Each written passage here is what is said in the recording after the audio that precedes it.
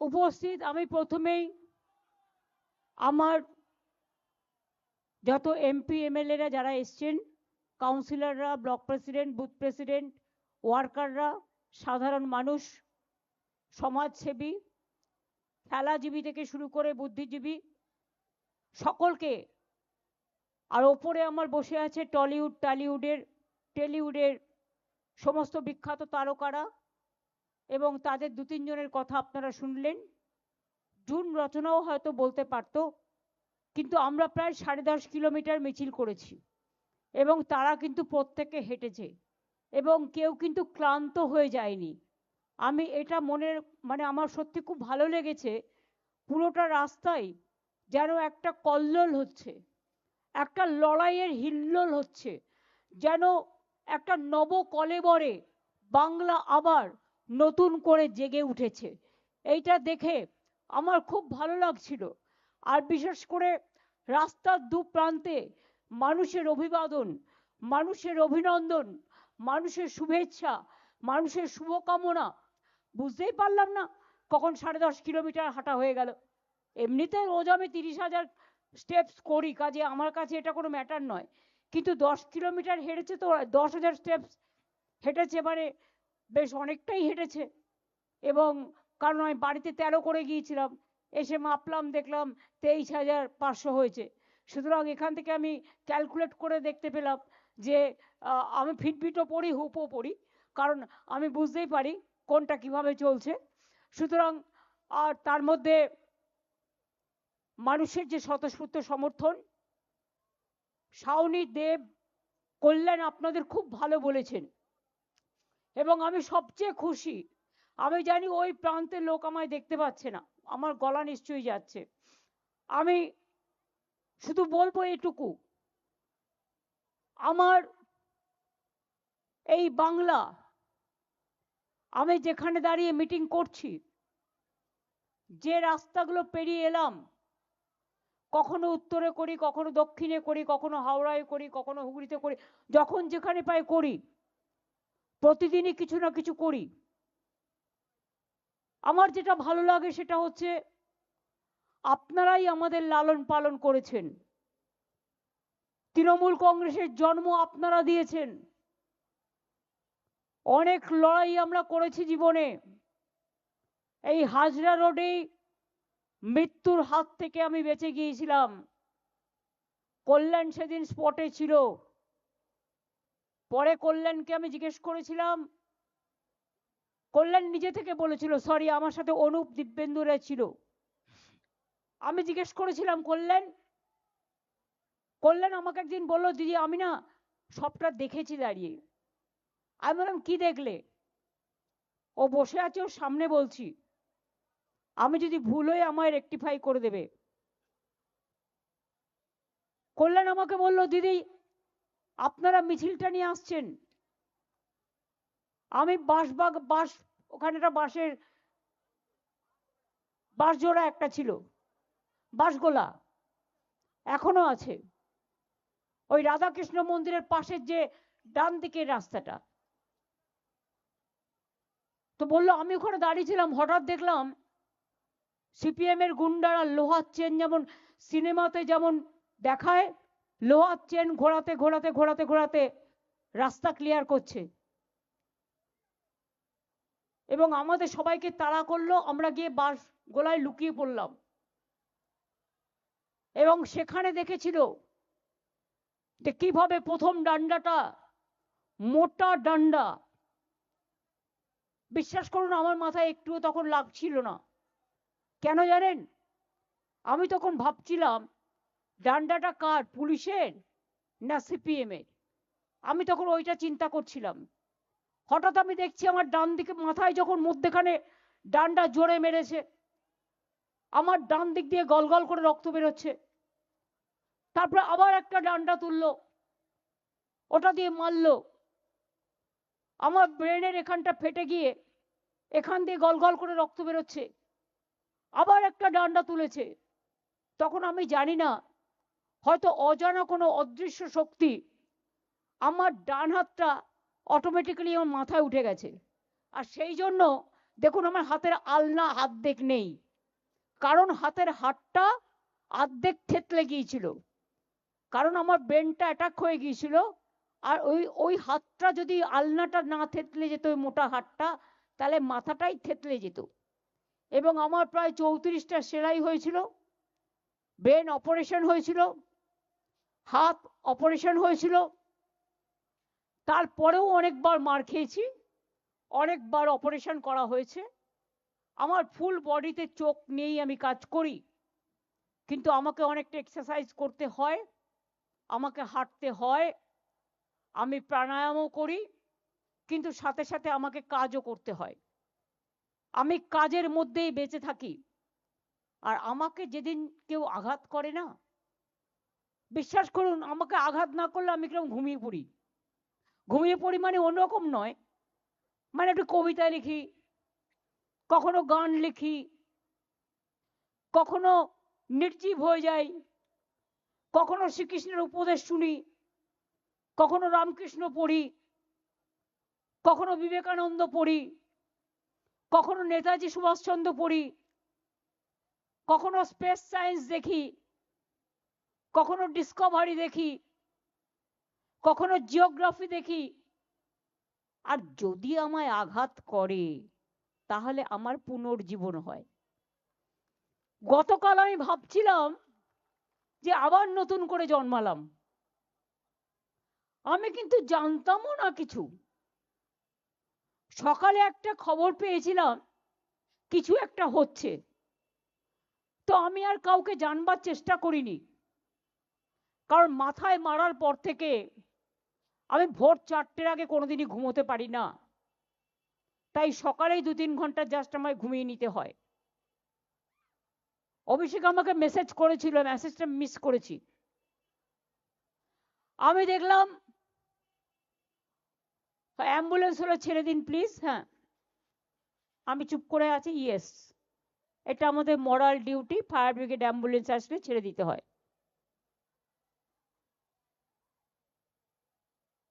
যান, আপনারা বেরিয়ে যান, আস্তে আস্তে সুস্থ হয়ে যান।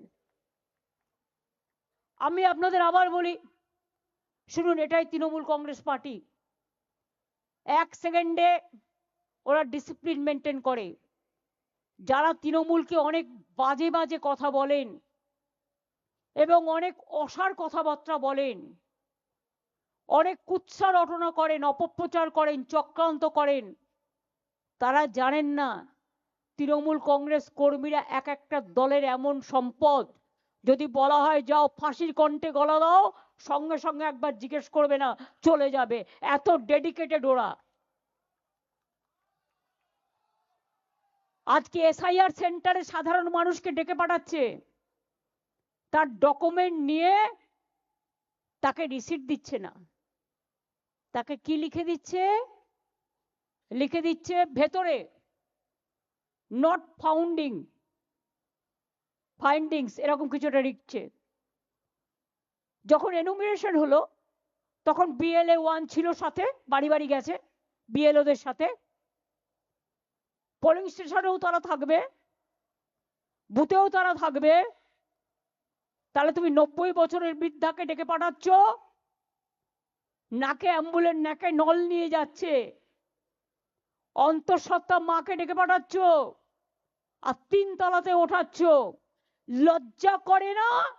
কান কাটা, দোকান কাটার দল, জুমলা পার্টি, ঝামেলার পার্টি, হামলাকারী পার্টি, অত্যাচারী পার্টি, অনাচারী পার্টি, দুরাহারি পার্টি, দুরাচারী পার্টি, ব্যভিচারী পার্টি, স্বৈরাচারী পার্টি। এরকম পার্টি আমি দেখিনি। এটা পার্টি না দোপাটি? স্বাধীনতার সময় তো জন্মে হয়নি, তো গান্ধীজিকে বাদ দেবে না তো কাকে বাদ দেবে? গান্ধীজি বাদ, নেতাজি বাদ, রবীন্দ্রনাথ ঠাকুর বাদ, ক্ষুদিরাম বাদ, প্রফুল্ল চাকি বাদ, রামকৃষ্ণ বাদ, ভোটের সময় জিন্দাবাদ, স্বামী বিবেকানন্দ বাদ, মাতঙ্গিনী বাদ, রামমোহন রায় বাদ, ঈশ্বরচন্দ্র বিদ্যাসাগরবাদ, তার মানে গান্ধীবাদের দরকার নেই, সুভাষবাদের দরকার নেই, আবুল কালাম আজাদের দরকার নেই, আম্বেদকরের দরকার নেই, বিরসা মুন্ডার দরকার নেই। আর যে বাংলা স্বাধীনতা আন্দোলন করে 600 জনের ফাঁসির মধ্যে 590 জনের ফাঁসি হয়েছিল, তারা বাংলার লোক ছিল, বাংলার মাটি থেকে। লজ্জা করে না? বাংলা ভাষায় কথা বললেই বলে দিচ্ছেন বাংলাদেশি। তো নিজেরা জিতে এসেছিলেন তো 24-এর লিস্টে, কি করে জিতলেন? জিজ্ঞেস করুন তাহলে আপনারা কেন পদত্যাগ করবেন না? মানুষের কৈফিয়ত চাইবার আগে কেন নিজেরা পদত্যাগ করবেন না? বলছে বাংলায় নাকি রোহিঙ্গা ভক্তি একটাও খুঁজে পাইনি আজ পর্যন্ত। রোহিঙ্গাই যদি হয় তো আসামে কেন হলো না এসআইআর? বলুন আপনারা। বাংলাদেশের বর্ডার তো আসাম। রোহিঙ্গারা যায় কোথা থেকে? মায়ানমার থেকে, মণিপুর, নাগাল্যান্ড, আসাম এইসব হয়ে তারপরে তো বাংলায় ঢুকবে। তো আজকে বাংলার উপরে হামলা কেন? বাংলার উপরে হামলা একটাই উদ্দেশ্যে, ওরা জোর করে মহারাষ্ট্র দখল করেছে, ভোট চুরি করে নির্বাচন কমিশনকে দিয়ে। আমি পরিষ্কার বলছি, নির্বাচন কমিশন আমাকে কি করবে? ঘেচু করবে। ঘেচু মানে কি খুঁজে নিন, আমি নিজেও জানি না। ঘেচুর ইংরেজি আমায় করতে বললে পারবো না, কিন্তু हमारा पता नहीं है, आप पता करके देखो। কি করবেন? আগের বার ইলেকশনে আমার 24 ঘন্টা ক্যাম্পেইন করতে দেয়নি, আপনারা দেখেছেন। আমি গান্ধী মূর্তিতে বসে এঁকেছিলাম, তুমি আমাকে একদিন আটকাবে, আমি 100 দিনের ফসল তুলে নেব। তুমি আমাকে জেলে ভরবে, আমি তোমাকে সারা পৃথিবীতে ভরে দেবো।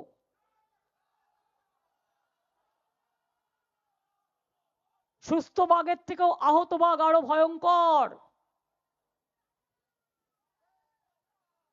সারা দেশ খেয়েছো, দেশের টাকা বাইরে বেচেছো, আর দেশের টাকা নিয়ে গিয়ে এক একটা করে গলায় সব সোনার হার পরে এসেছো।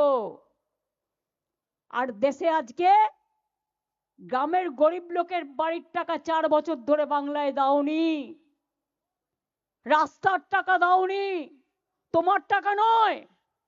এখন একটাই ট্যাক্স, জিএসটি, তোমরা তুলে নিয়ে যাও, আমাদের ভাগ আমাদের দাও, আমার টাকা আমায় দাও। এটা আমাদের জনগণের টাকা, বাংলার টাকা। 4 বছর ধরে বাংলা আবাস বন্ধ, রাস্তাঘাটের টাকা বন্ধ, জলের টাকা বন্ধ, জীবনের টাকা বন্ধ, সর্বশিক্ষা অভিযানের টাকা বন্ধ, মিড ডে মিলের টাকা বন্ধ। মনে রাখবেন, বসিয়েছে একজনকে ইলেকশন কমিশনে, তিনি কে? হোম মিনিস্টারের কোঅপারেশন ডিপার্টমেন্টের সেক্রেটারি ছিলেন।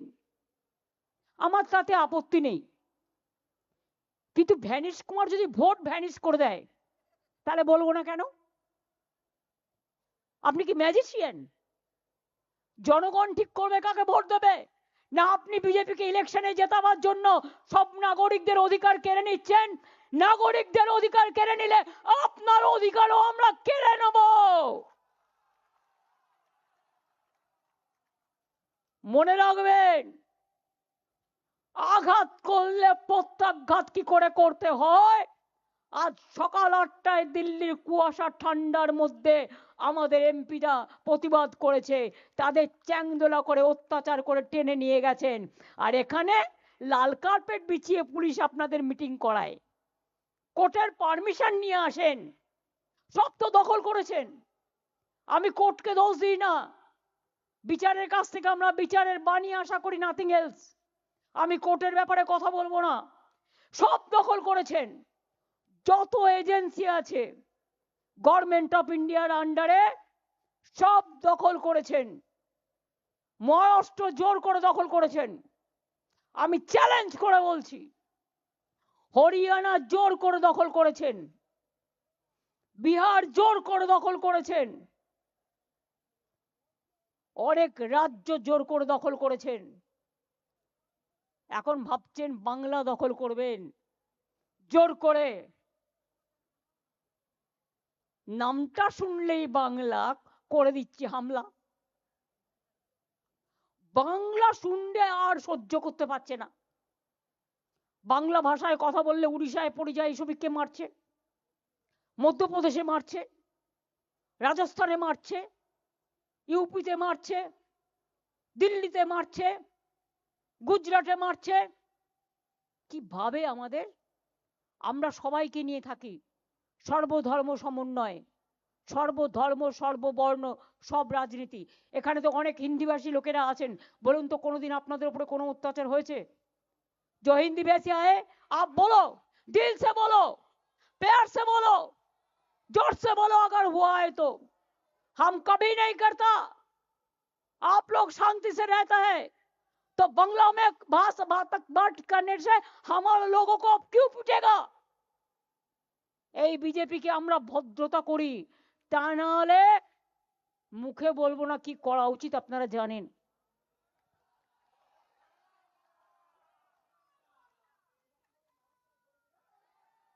আমি আপনাদের বলি, আমরা যদি করতে পারতাম না, অনেক কিছু করতে পারতাম। বলছে কয়লার টাকা কে খায়? অমিত শাহ খায়, হোম মিনিস্টার। কি করে খায়? গদ্দারের থ্রুতে টাকা যায়। গদ্দার অ্যাডপ্টেড সন হয়ে গেছে, গদ্দারের থ্রুতে টাকা দেয়। সাথে আছে এক জগন্নাথ। জগন্নাথ ধামের জগন্নাথ নয়, পুরীর জগন্নাথ নয়, বড় ডাকাত জগন্নাথ বিজেপির। জগন্নাথের থ্রুতে টাকা যায় শুভেন্দু অধিকারীর কাছে, আর শুভেন্দু অধিকারীর থ্রুতে টাকা যায় অমিত শাহর কাছে। শুনুন, আপনাদের ভাগ্য ভালো এখনো যে আমি চেয়ারে আছি বলে না ওই পেন ড্রাইভ গুলো বাইরে বের করে দিই না। বেশি লাগালে কিন্তু বলে দিচ্ছি, আমার কাছে সব পেন ড্রাইভ করা আছে, আমি কিন্তু ভান্ডা ফাঁস করে দেবো। আমি একটা জায়গা পর্যন্ত সৌজন্যতা মেনটেন করি, বাট মনে রাখবেন লক্ষণের সীমারেখা একটা আছে, দণ্ড কাটা একটা দণ্ডি আছে। লক্ষ্মণের দণ্ডি পেরিয়ে গেলে কিন্তু আর সামলে রাখতে পারবেন না। আমি অনেক কিছু জানি, বলি না শুধু দেশের স্বার্থে। আমি মুখ খুললে কাল সারা পৃথিবীতে হইচই হবে, কিন্তু আমি করি না, দেশটাকে ভালোবাসি বলি। কিন্তু এটা দুর্বলতা নয়। আপনারা মিটিং করলে পেছনে পুলিশ, সামনে পুলিশ, ওদিকে সিআরপিএফ, ওদিকে বিএসএফ, ওদিকে আইএসএফ, কে না আছে। আজকে অভিষেক গেছে মিটিং করতে, এত ভিতুর দল, ভিতুর ডিম। আমরা বলতাম না ছোটবেলায়, ভীরু কাপুরুষ। প্যারামিলিটারি ফোর্স দিয়ে পুরো এলাকাটাকে দখল করে রেখে দিয়েছে। তোমার কি অধিকার আছে? তুমি ল অ্যান্ড অর্ডারে ইন্টারফেয়ার করছো? আচ্ছা বলুন তো আপনারা, পিএম যদি মিটিং করতে যায়, পলিটিক্যাল মিটিং করলেও পুলিশের সিকিউরিটি থাকে না? যেহেতু আমি জেড প্লাস, ভুলে যান আমি কাল যা করেছি as a all India Trinamool কংগ্রেসের চেয়ারম্যান করেছি, এবং যা করেছি আমি কোনো অন্যায় করিনি। তুমি আমায় খুন করতে এসছো, আমার আত্মরক্ষা করার অধিকার আছে। চোরের মতো কেন এসছো? তুমি চুরি করে সব মানুষের এসআইআর এর ডাটা তুলে নিয়ে যাচ্ছিলে। তুমি আমার বিএলএ 1 এর ঠিকানা, বিএলএ 2 ঠিকানা, সাধারণ মানুষের দরখাস্ত, তুমি সমস্ত ডেটা আমার অফিস থেকে চুরি করছিলে, যে অফিস আইপ্যাককে আমরা অথরাইজ করেছি। তোমরা তো 6টা থেকে ঢুকেছো, আমি তো গেছি 11:45-এ। 5.5 ঘন্টা সবই তো চুরি করেছো, বাকি কিছু রেখেছো? আমি খবরটা শুনেছিলাম, কিন্তু আমি ভাবলাম হয়তো কথাটা বলতে এসছে।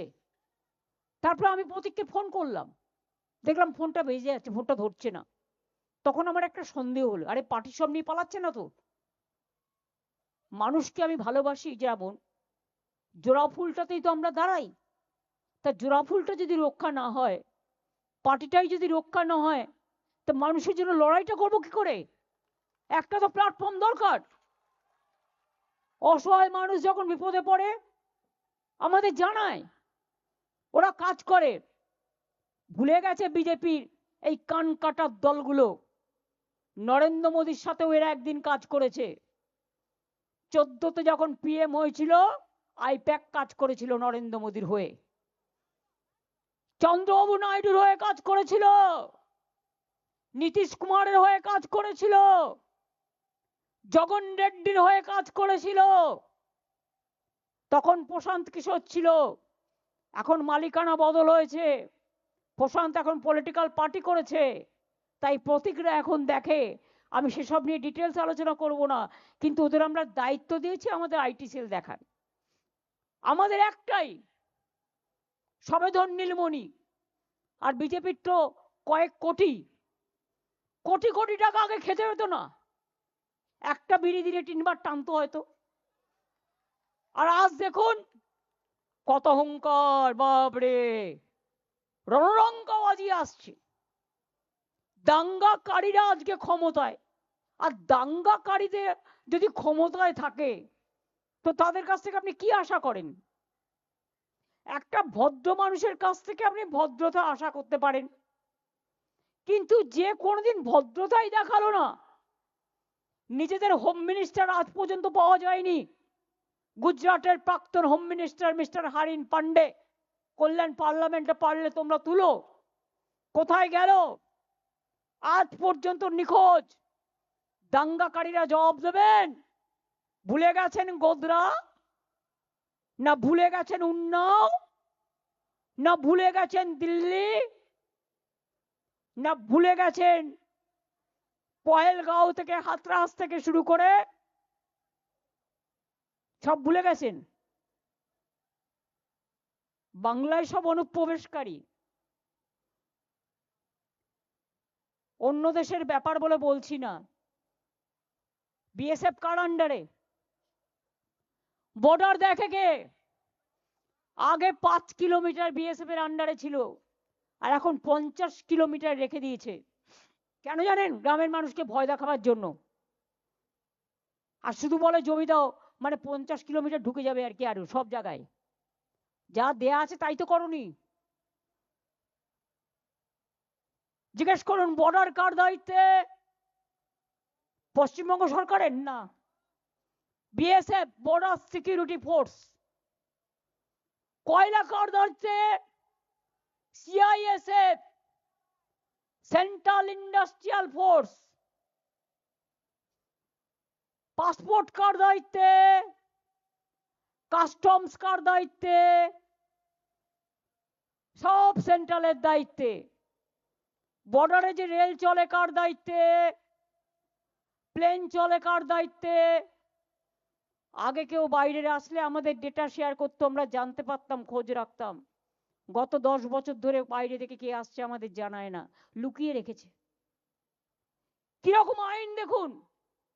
একদিকে বলছে 2002 এর পরে জন্মেছে যারা, অমাত্য সেনকে প্রশ্ন করছে তোমার বাবা মায়ের বয়সের এত ফারাক কেন? আমি বলি ওরে গর্ধবের দল, 90 বছর আগে তোর বাবা মায়ের কত বয়স ছিল? কজন হসপিটালে জন্মেছে? এখন তো হসপিটাল হয়েছে, ইনস্টিটিউশন ডেলিভারি হয়েছে। আমিও তো গ্রামের বাড়িতে জন্মে চলে এসেছি এখানে, আমরা সবাই হোম ডেলিভারি। তুমি কোন ডেলিভারি?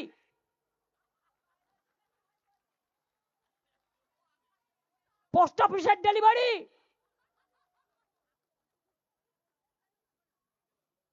না রিজার্ভ ব্যাংকের ডেলিভারি,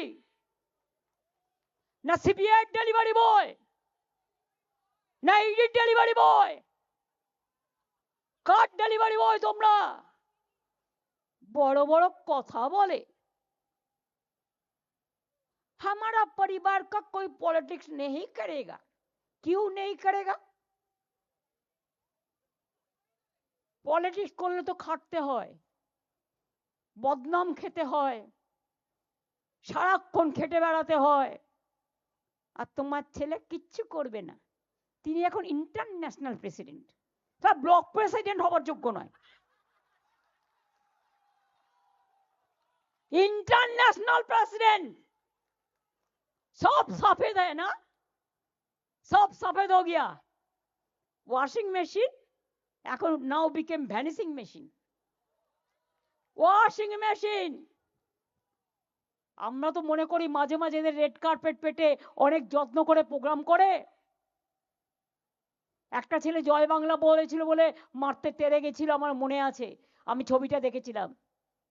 আর তোমরা যে সারাক্ষণ কুৎসারটাও গালাগালি দাও সোশ্যাল নেটওয়ার্কে, কি না করতে ছাড়ো।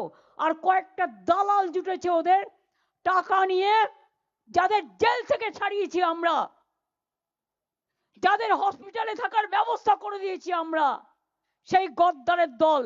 বেশি কথা বললে নেদারল্যান্ডের হেগে কি করছিলে আমি বলবো না, কুণালকে দিয়ে বলিয়ে দেবো।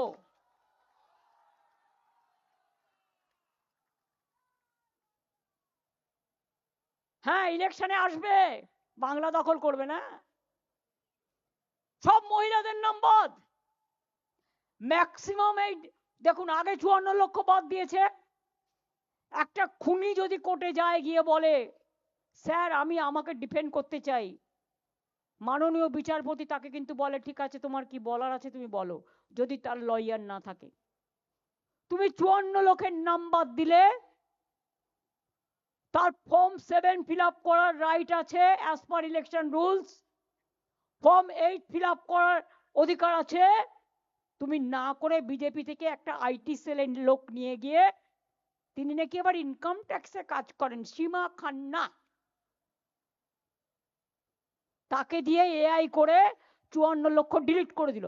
আর কি করলো বললো ইয়ারও ডিলিট করেছি। ইয়ারও বেচারা জানেই না, তাদের অ্যাসোসিয়েশন চিঠি দিয়েছে যে আমাদের নামে বলা হচ্ছে আমরা জানি না। কত বড় অন্যায় করলেন, কত বড় অন্যায়। তারপর 1,30,00,000 চিঠি পাঠিয়েছে, তাদের মধ্যে ম্যাক্সিমাম 95 বছর 90 বছর মহিলা। মেয়েদের বিয়ে হলে শ্বশুর বাড়ি যায়, কেউ কেউ বাপের বাড়ি থেকে যায়, সেটা তার ব্যাপার, এটা পরম্পরা। এটা গাধারা জানে না, গর্দভগুলো। মেয়েরা যখন বিয়ে করে নিজের টাইটেলের সাথে বরের টাইটেলও দিতে পারে, অনেক সিঙ্গেল মাদারও আছে, আবার অনেকে বরের টাইটেলটাকে নিজের টাইটেল করে। যারা যারা পদবি চেঞ্জ করেছে সব বাদ। এবার ঠিকানা চেঞ্জ হয়েছে, ধরো কেউ কালীঘাটে থাকতো, তার মেদিনীপুরে বিয়ে হয়েছে, ব্যাস বাদ। এবার কি করেছে, ধরুন আমার নাম, ধরুন কল্যাণ ব্যানার্জি, কল্যাণের নাম বাংলায় ঠিক আছে, ক লয় জফলা আকার মূর্ধন্য আমরা জানি। এবার ইংরেজিতে কল্যাণ KALYANও লিখতে পারে, আবার KOLYANও লিখতে পারে, এর জায়গায় ও লিখতে পারে, বাদ। প্রপার নাউনে কখনো ভুল হয় না, তাও বাদ, সব বাদ, বরবাদ। অমাত্য সেন বরবাদ, বাংলার গর্ব জয় গোস্বামী বরবাদ। এই যে দেব বসে আছে দেখুন, দাঁড়াও দাঁড়াও এসো,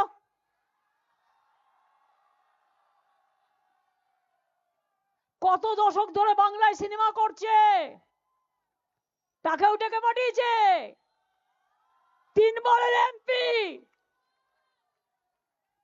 ছি, লজ্জা লজ্জা লজ্জা। বিজেপিকে জানাই ধিক্কার ধিক্কার ধিক্কার। ইলেকশনের সময় আসলে না, আমি বানিয়ে রাখবো নাড়ু, তিলের নাড়ু, ক্ষীরের নাড়ু, মুড়ির নাড়ু, চিড়ের নাড়ু। আর বাংলার মা বোনেরা কি বানাবে শুনতে পাচ্ছে না তো কেউ? বোনেরা কি বলবে? ঝাড়ু ঝাড়ু ঝাড়ু। ঝাড়ু ঝাড়ু তো নাড়ু নয়, না, ঝাড়ু ঝাঁটা মারতে হবে। ওরা আমার গানটা মনে করে দিল, মার ঝাড়ু মার মেরে, মার ঝাড়ু মার, ঝাড়ু মেরে ঝেঁটিয়ে বিদেয় কর।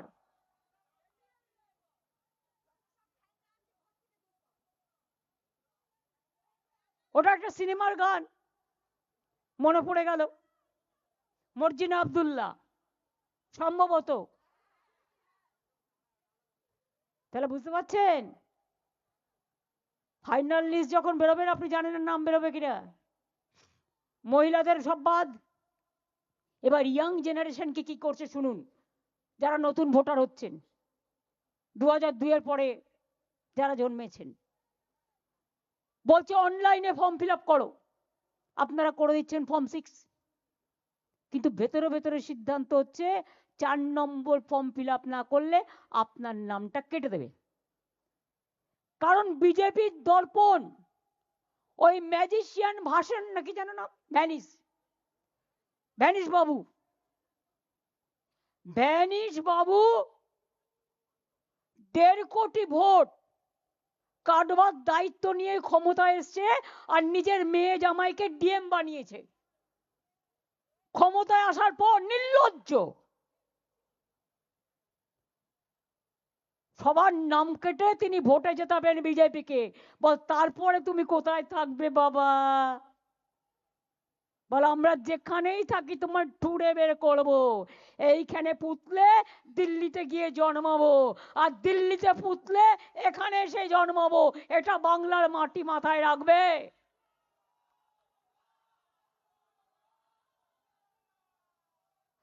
বাংলায় করলে হ্যাংলা, বাংলায় করলে হামলা, বাংলায় করলে জুমলা, বাংলা দেখাবে বাংলা।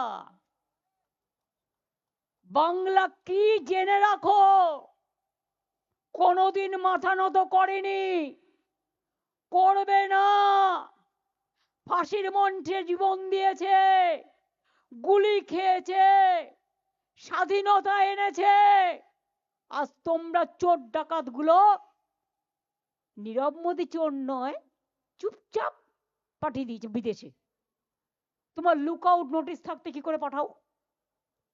হু is responsible? There are some Mallya মালপোয়া,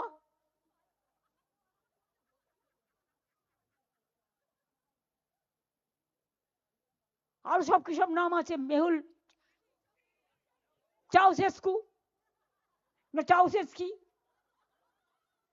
বললাম না, তাদের সব সাধু। ব্যাংকের সব টাকা মাফ করে দিয়ে, ব্যাংক বিক্রি করে দিয়ে, তাদের নীরবে নিঃশব্দে দেশ পার করে দিয়েছে। তুমি মহারাজ সাধু হলে আজ, আমি আজ চোর বটে, লজ্জা করে না? লজ্জা ঘৃণা ভয় 3 থাকতে নয়, জেনে রাখো তোমাদের হচ্ছে ক্ষয়। 26-এ আমাদের পতন হবে না, তোমাদের পতন হবে। তোমাদের অধঃপতন শুরু হয়ে গেছে। দিল্লিতে বিজেপি সরকার থাকবে না, থাকবে না, থাকবে না।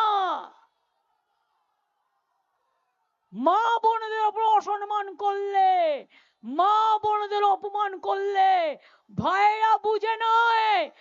মনে রাখবেন, কেউ বাড়ির মা, কেউ বাড়ির বউ, কেউ বাড়ির বোন, কেউ বাড়ির মেয়ে, কেউ বাড়ির মাসি, কেউ বাড়ির পিসি।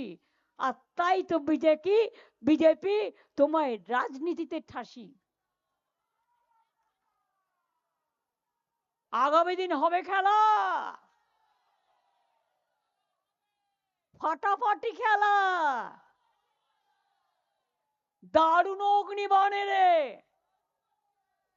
বজ্রকণ্ঠের খেলা, অগ্নিবীণার খেলা, গীতবিতানের খেলা, গীতাঞ্জলির খেলা, একতলার খেলা, ধামসামাদলের খেলা, গান করার বেলা, ফুটবলের খেলা, অলিম্পিকের খেলা, আইএসএল এর খেলা, আইপিএল এর খেলা, সাঁতার কাটার খেলা, মাছ ধরার খেলা, ধান পোতার খেলা, আর তোমাদের জন্য কাঁদবে বেলা।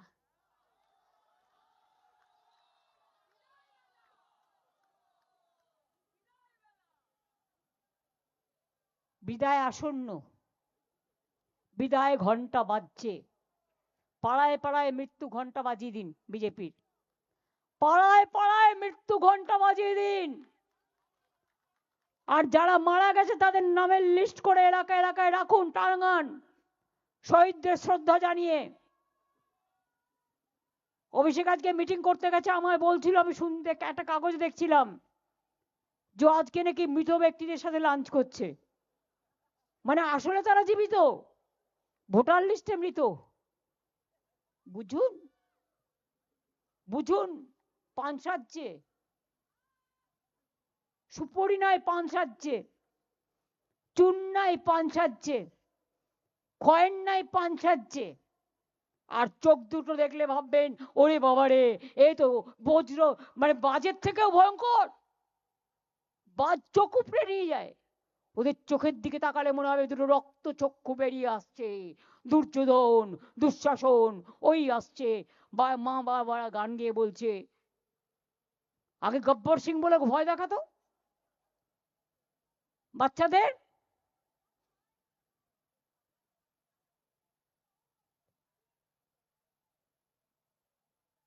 ভয় দেখিয়ে বেড়াচ্ছে এজেন্সিকে নিয়ে। কাল যখন ক্ষমতা থেকে চলে যাবে, এজেন্সি থাকবে না, তোমায় পাত্তাও দেবে না, তোমার আঙুলের দিকে পায়ের তাকাবেও না। কোথায় চাঁদের মাটিতে জমি কিনে রেখেছো?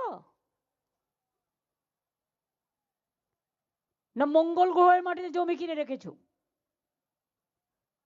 না শুক্র গ্রহের মাটিতে জমি কিনে রেখেছো? যেখানে যাবে সেখান থেকে ধরে নিয়ে আসবো, এবং মানুষ বিচার করবে গণ আদালতে। যদি লড়ার ক্ষমতা থাকে গণতান্ত্রিক ভাবে লড়ো, কোনো আপত্তি নেই আমাদের। সারা জীবন লড়াই করেছি অনেক অত্যাচার সহ্য করে। যেদিন থেকে তোমরা ক্ষমতায় এসছো আমার উপর অনেক অত্যাচার করেছো, আমার সরকারের উপর অনেক অত্যাচার করেছো, আমাদের দলের উপর অনেক অত্যাচার করেছো, মানুষকে অত্যাচার করেছো, বিজনেসম্যানের উপর অত্যাচার করেছো, সাংবাদিকদের উপর অত্যাচার করেছো। ওই মালপোয়াটা শয়তান এইখানে একজনের নামে ঘর বুক করে রাখে, আর কি কি কুকীর্তি করে তা সব আছে আমার কাছে। তারা এই মিডিয়া হাউসের মালিকদের ইনস্ট্রাকশন দেয় সকালবেলায়, এইটা টিভিতে যাবে, এই জায়গা আর এ নেই জায়গা, আর বড় বড় কথা বলে। মালপোয়া বাংলাকে চেনে? বল আগে মালপোয়া বানানো শেখ, আগে লিট্টি বানানো শেখ। বল বানাবি খিচুড়ি, সাথে দিয়ে দেবো লাবড়া। খিচুড়ি তো এমনি খেতে পারবে না লাবড়া ছাড়া, এটা দরকারি। সুতরাং বিজেপি, বাংলাকে ভেবো না তুমি ভোট কাটবে আর ভোট কেটেই ফাইনাল লিস্ট ডিক্লেয়ার করে তুমি এখানে ডিক্লেয়ার করে দেবে ইলেকশন, আর আমরা বসে বসে কি জানি বলে আমের চুষি অথবা ললিপপ খাবো। তোমার হাতে ললিপপ কি করে ধরাতে হয় আমরা জানি। আসবে না বাংলায়, আর্মি নিয়ে মিটিং করবে, সিআরপিএফ নিয়ে, বিএসএফ নিয়ে। কই আরাবল্লী আটকাতে পারলে?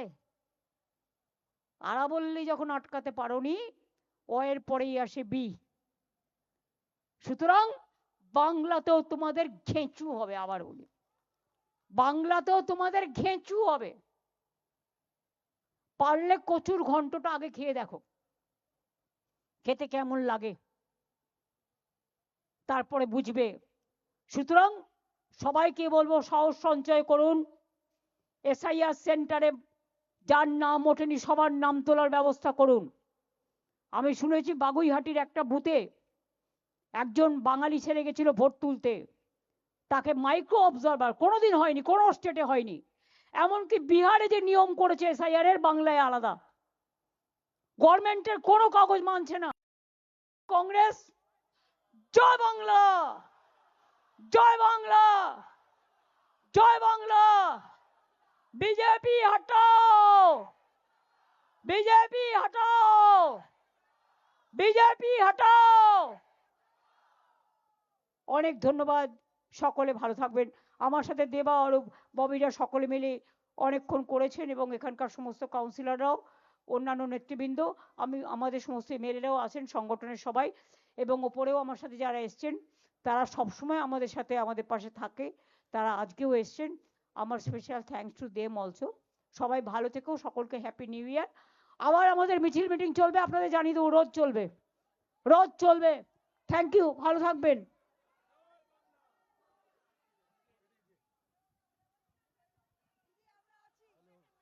হ্যালো হ্যালো, আমরা আমরা মমতা দিদিকে অনেক কৃতজ্ঞতা এবং আমাদের